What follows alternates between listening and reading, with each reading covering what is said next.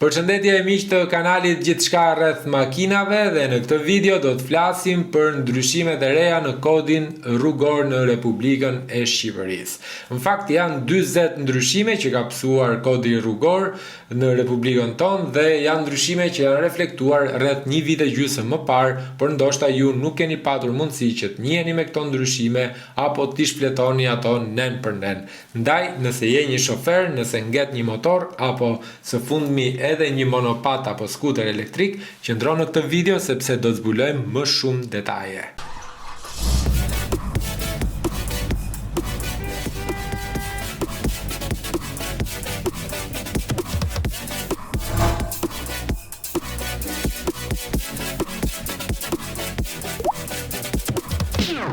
Një nga ndryshimet kryesore që ka pësuar kodi rrugor është edhe heqja e arrestit me burg për gjithë ata persona që kanë humbur lejen e drejtimit, pra i është pezulluar patenta, por për një arsye të caktuar marrin guximin apo marrin iniciativën për dalë në rrugë dhe për të ngarë makinën në mungesë ose gjatë periudhës që janë me patentë të pezulluar. Nuk shkojnë në burg, por paguajnë një gjop që është rreth 40.000 lekë ose i pezullohet përfundimisht patenta dhe ata janë të detyruar që të shkojnë në autoshkollë nga e para. Kolaudimi i makinave ju e dini tashmë që nuk kryhet më një herë në vit, por çdo 24 muaj, pra kontrolli teknik i makinës. Ndërsa për të gjitha makinat e reja që sapo kanë dalë nga fabrika, nga momenti i regjistrimit deri në 3 vjet nuk e kryejnë kontrollin teknik apo kolaudimin e makinës. Ndërsa sa i takon kodit të ri rrugor, është futur një masë këshilluese për të gjitha ata shkelës që bën një shkelje për herë të parë, të cilëve u lindë drejta që t'i thonë efektivit të policisë që është shkelja ime e parë dhe të lutem më këshillo. Nëse e përsërit këtë shkelje, pra këtë gabim për herë të dytë brenda vitit, atëherë gjoba shkon në tavanin maksimal.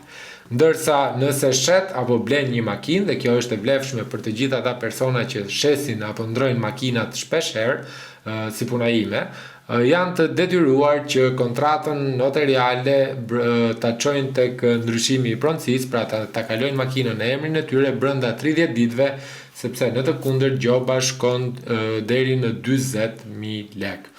Nëse qarkulloni pa lejen e qarkullimit të makinës, pra e keni harruar në shtëpi, e keni nxjerr pa dashje nga kroskoti i makinës kur keni qenë duke i bërë lavazh makinës, e keni harruar tek noteri apo e keni harruar tek mekaniku i cili ka bërë një shërbim makinës dhe ju pa dashje apo ai pa dashje ka harruar t'ju a jap, atëherë gjoba polici ka të drejtë ju gjobis me 200.000 lekë ose 20.000 lekë. Patentat e kategorisë D1, patenta D1E, D dhe DE, pra bëhet fjalë për gjithë ata personat që janë në moshën mbi 65 vjeç, automatikisht duhet ta rinovojnë brenda 5 viteve, pra nuk është më e vlefshme 10 vjeçare patenta, por është 5 vjeçare. Ndërsa patenta e klasit B është e vlefshme për 15 vite, pra nuk është më 10, por është shtuar me 5 vjet. Tani le të ndalemi tek një nga shkeljet më të shpeshta dhe më të zakonta në Shqipëri, por jo vetëm, shpejtësia.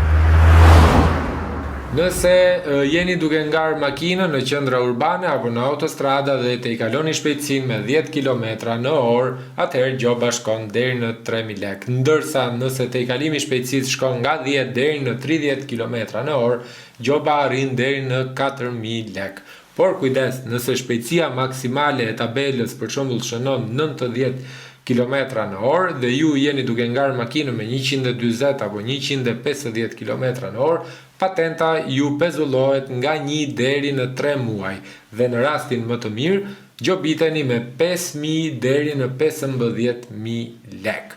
Në vëzhgimet e mia personale nëpër rrugët e kryeqytetit më rezultojnë se kjo shkelje kryhet nga shumica e drejtuesve, pra të gjithë. Dhe nëse kjo shkelje përsëritet brenda 2 vitesh, patenta juaj pezullohet deri në 18 muaj. Unë nuk e di akoma pse e kemi patentën në xhep, sepse mendoj shumica jonë e shkelin për ditë këtë nen.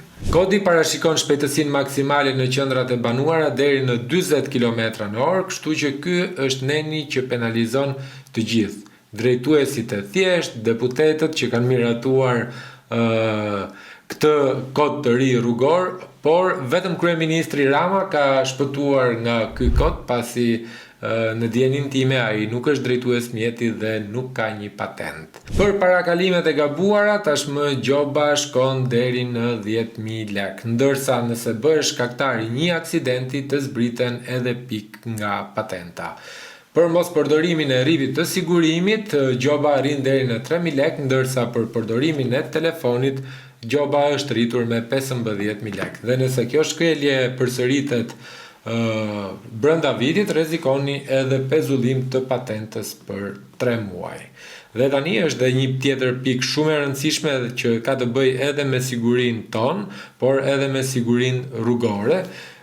Nëse keni qenë në një dasëm dhe ja keni shtruar gjithë natën me raki apo me bira, fatura, përveç faturës që do të paguash ose përveç qokës që do të paguash në dasëm, do të paguash edhe një faturë që arrin deri në 40.000 lekë. Dhe heqe patente deri në 2 vjet, heqe pikësh dhe kthim në autoshkollë.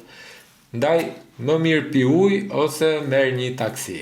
Nëse nuk mban kokore për gjithë ata motoristët, gjoba është 3.000 lekë, ndërsa një tjetër kërkesë që për mua është pak absurde, është mbajtja e jelekut fosforeshent për të gjithë ciklistët, motociklistët, pra, pasi është absurde thash sepse unë mendoj se të gjitha mjetet motorike janë të pajisur mirë me sinjalistikën rrugore dhe mbajtja e një jeleku mua më duket e tepërt. Por gjithsesi ekspertët e sigurisë rrugore e kanë menduar mirë këtë gjë dhe kanë vendosur si detyrim për ta mbajtur jelekun. Tani vim tek masa e marrë përpara pak ditësh, ndalimi i qarkullimit të skuterave elektrik apo monopatëve elektrik. Një vendim i nxituar apo i menduar keq mund të them, pasi vërtet këto mjete janë, le të themi, të rrezikshme dhe cënojnë sigurinë rrugore, por në fakt në kodin rrugor është parashikuar qarkullimi i këtyre mjeteve në të njëjtën rrugë ku qarkullojnë edhe makinat.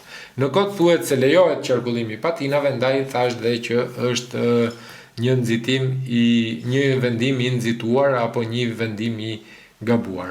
Kodi i ri rrugor në fakt sjell më shumë lehtësi dhe më shumë përgjegjësi. Synimi është që të kemi më pak aksidente, më shumë ndërgjegjësim dhe një qarkullim më të mirë dhe më të sigurt për të gjithë.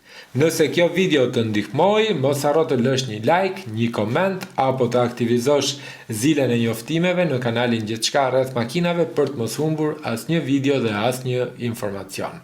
Ndaj ju ftoj të shihni të gjitha videot në Gjithçka rreth makinave dhe të ndiqni javën e ardhshme me një tjetër video. Mos harro të shkruash në koment se me cilën nga këto pika nuk pajtohesh.